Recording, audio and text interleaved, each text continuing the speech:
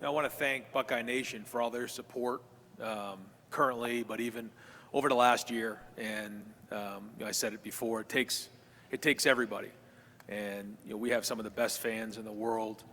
And I certainly don't take that lightly, all the support that we have and the support that they give to our team.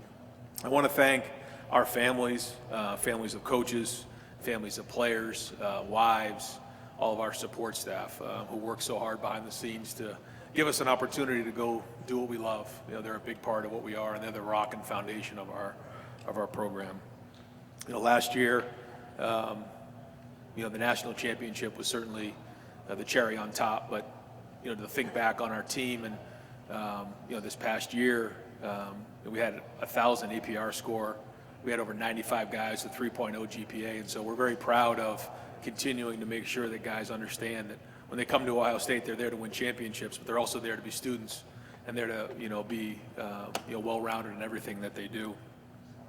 But Texas game is 39 days away from right now, and the team that we have currently wants to leave their own legacy behind, and they made that clear a week after the national championship game, and some of the comments that they made, and we've said it before, we're not defending national champions because we're not defending anything. They can't take the trophy away.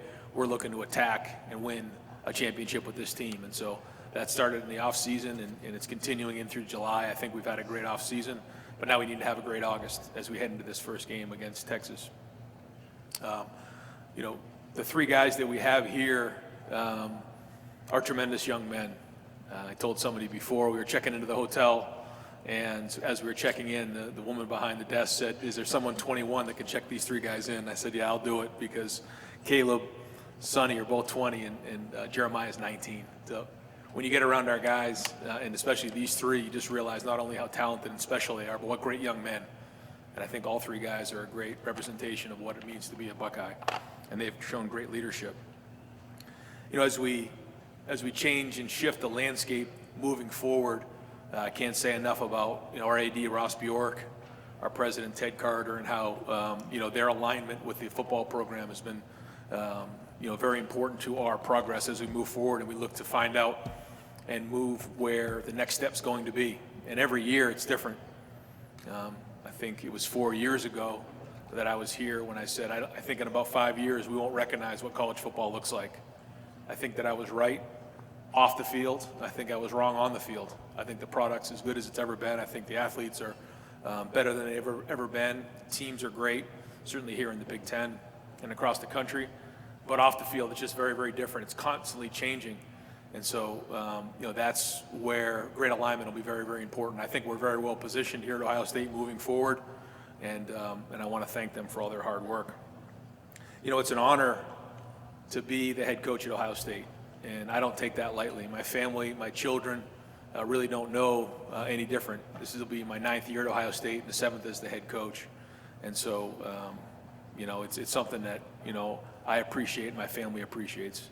And so don't take that very lightly. So certainly here to take any questions you guys may have, and go Bucks. Coach, on your right side. Bill Rabinowitz, Columbus Dispatch. It's rare for a sophomore to be here. Obviously, Jeremiah Smith's not a typical sophomore. Right. As great a year as he had last year, what's the next step for him? Yeah, he's had if you look at him, you've seen him, Bill, where, he's gotten bigger and stronger and faster than he was last year. He was at workouts the other day, and Mick constantly says during our warm-ups, he's the first guy every time we run through and we're warming up, the first guy, every single time. He just set such a standard, and you don't need to motivate Jeremiah. And what he did as a freshman speaks for itself, and like you said, he may not be, an older guy. He may not be really vocal in terms of his leadership, but what he does on the field speaks for itself, and the work ethic he's brought into this year has been exceptional, and I think that deserves an opportunity to be here today, and that's why he's here. And I think Caleb and Sonny also have really taken big steps as leaders, because we know guys are in different roles this year, and I think all three of them have done a great job. We also have some guys back in Columbus who have stepped up into big roles, and so you have to pick three. I asked if I could bring more. They wouldn't let me. I would have if we could, but these guys are very deserving. Front row. Yeah, Coach, Steve Hellwagon, Bucknuts, 24/7. Defensively, you were had one of the top teams in the country defensively last year. You kind of turned the page now with Matt Patricia coming in and 8 new starters on that side of the ball. Just what is your degree of comfort going into the start of preseason camp about where that's at? Obviously, a lot of work still to do, but and Matt Patricia, just how he's embraced that role, I guess. Yeah, a lot of work to do, like you said, but I'm very excited about our defense and what we're doing. We wanted to keep continuity there, and that's was one of the reasons it took us a long time and very thorough process in hiring Matt. When you look at Tim and Larry and James and Matt Guerrieri, these guys had a huge part of what we did last year on defense. And so we want to keep that continuity. We want to run the Ohio State defense. And Matt was willing to embrace that. Now, Matt has his own background and things that he likes. And I think one of the things he does a great job of is putting guys in situations to be successful. When you look what he did at the Patriots and in his background. So he'll have his little different, changes. But we want to keep really the structure of what we've done in the past and keep that going. So I'm fired up. I think Matt's done a great job of building relationships already with the current players. When you ask them about that and you ask the recruits about Matt, they just have glowing responses about who he is, the way he connects, his personality. And so I'm fired up. And, there's guys that we have to replace, but when you look at, some of the guys that are coming off the edge, when you look at our back end, when you look at our linebackers, you see a lot of potential there. But we got to go do it. And that's why August is very important. On your far left, Coach. Hey, Coach. Jimmy Watkins, Cleveland.com. Speaking of Jeremiah, he had some pretty pointed comments about losing the game last year and vowed to not let that happen again. Just to your point about the way college football has changed, some of the traditions are changing. What do you mean? What does it mean to have a player like Jeremiah reinforce those old customs? Well, he's very, very competitive, and he's not used to losing. We lost the first game against Oregon. I mean, he was angry. He wasn't the only one, and certainly, for him, he expects to win every single game. He expects to win every drill that he's in. That's just the way he's wired. So when you ask a question, you're going to get a genuine, authentic response from Jeremiah, and I think the guys feed off of that. And when he tells you something, you can believe it. There's no reading between the lines with him. And he's going to tell you exactly. He may not be a man of many words, but when he says something, you're listening, and we're all listening. And he's the ultimate competitor.